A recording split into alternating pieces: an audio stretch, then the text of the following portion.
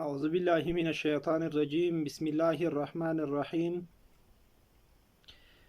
محترمو مسلمانانو ورونو، یو خبرې ته د مونږ او تاسو به ډیر فکر وي. دا خبره مونږ او تاسو ته یو عادي خبره ښکاري، خو لیکن هغه د الله په نیز یا د رسول الله په نیز ډیره لویه خبره ده. هغه دا چې نن سبا یو څوک په فیسبوک کې یا په یوټیوب کې یا په ټیک ټاک کې یو ویډیو یا یو تصویر یا یو لیکنه نشر کړي، بعضې کسان بیا هغې ته په کمنټونو کې داسې لیکنې کوي چې هغې باندې سړی چې یو وارې مسلمان وي، یو وارې انسانتوب کې وي، په هغې باندې لیکنه خو څه چې تعبیر نشي پې کولی، او دا د ځان دپاره افتخار هم بولي، ورباندې خوشحاله هم وي. حدیث کې نبی کریم صلی الله علیه وسلم فرمایي، وی تاسو خپلو میندو ته کنځلې مه کوئ. صحابه و عرض وکړو یا رسول الله، څوک به څنګه خپلې مور ته کنځل کوي؟ دومره به څوک کم عقل وي چې خپلې مور ته کنځل کوي؟ رسول الله صلی الله علیه وسلم وفرمیل، خپلې مور ته کنځل کول دا معنا چې ته د بل چا مور ته د بل چا ناموس ته کنځلې وکړې، هغې ته بد رد ووایې، هغه مجبور شي په دې باندې چې هغه د تا مور ته یا د تا ناموس ته کنځلې وکړي او تا ته بد رد ووایي، نو دا د تا داسې شوه لکه خپله چې د خپلې مور ته کنځلې کړې وي. نو د الله په خاطر د دې کنځلې نه او د بې ځایه لیکنو نه په کمنټونو کې یا په فیسبوکونو کې د دې نه تیر شئ.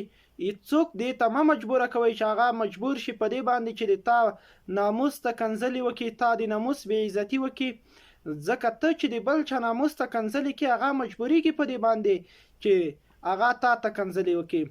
زما خپله په یوټیوب او په فیسبوک کې ویډیوګانې چې هغه نشر کومه، انشاءالله چې یوه ویډیو به هم داسې نه وي چې هغې کې یا د حقیقت نه لري وي او که یا به په هغې کې حدیث او یو واقعه د صحابه یا د انبیاء علیه السلام بیان کړي وي. بیا هم یو څوک په کامنټ کې صرف همدې خاطر چې زما لباس د ملا او د طالب دی، پټکی مې د رسول الله صلی الله علیه وسلم په طریقه والی، یا مې سر د رسول الله صلی الله علیه وسلم د سنت موافق پرېښودلی، په همدې خاطر یو څوک رجګېږي، ما ته کامنټ کې کنځلې لیکي، ما ته کامنټ کې بد رد لیکي. هغې فکر کوي چې شاید دی به هم دومره بېادبه وي چې هغه به رجګ شي، ما ته به کنځلې وکړي.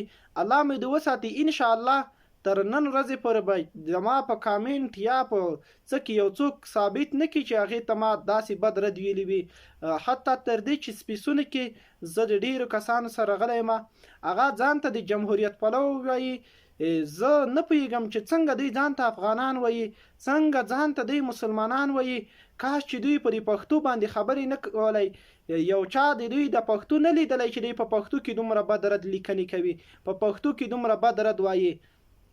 نو یو څوک هغه مجبوروي، هڅه کوي چې یو څوک دې ته مجبور کړي چې هغه دته کنځلې وکړي. ما خپله سپیسونو کې یو چا سره خبرې کولې، د جمهوریت والو دومره کنځلې کولې، دومره بد رد یې ویل، اخر ماته یې په دې باندې د بېغیرته لقب راکوه، ماته یې په دې باندې بېغیرته وي چې ته ولې کنځلې نه کوې، تا ته مونږ کنځلې کړو، ته ولې کنځلې نه کوې. ما هلته اول کې خبره کړې وه چې زه انشاءالله تر خپله وسه پورې به چا ته کنځلې نه کوم، ځکه دا د سړي توب علامه نه ده، بلکې کنځلې کول دا د منافق علامه ده. نبي علیه الصلاة والسلام د منافق علامې بیان کوي، په هغې کې بیا فرمایي و اذا خصم شطبه، کله چې منافق سړی د یو چا سره په جنګ شي نو بس د کنځلو نه به بل کار نه وي، بس کنځلې به کوي. نو دا د کنځلو کار دا د منافقینو کار دی. نو څوک هم چې په کامنټ کې کنځلې کوي نو پوه شه چې هغه ناموس پروشه دی، هغه غواړي چې په تا باندې خپل ناموس خراب کړي، تا باندې خپل ناموس ته زیان ورسوي، تا مجبور کړي په دې باندې چې ته د ده ناموس ته بد رد ووایې. نو د دې نه وروسته که چا کامنټ کې راته کنځلې لیکلې وي نو زه پوهېږم چې هغه ناموس پروشه دی، او زه د داسې خلکو کمنټونو ته هېڅکله جواب نه ورکوم.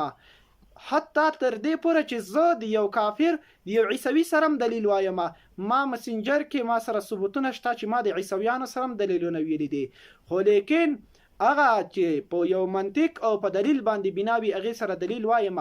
اما څوک چې کنځلمران وي هغه د دې په خاطر چې دی خپل هغه فالوور زیات کی او دا خبره خلکو ته وکي چې زه ګوره د پلانی سره بحث کوم د هغه سره بحث کوم، صرف د ځان مشورولو په خاطر باندې راځي مونږ ته کنځلې کوي.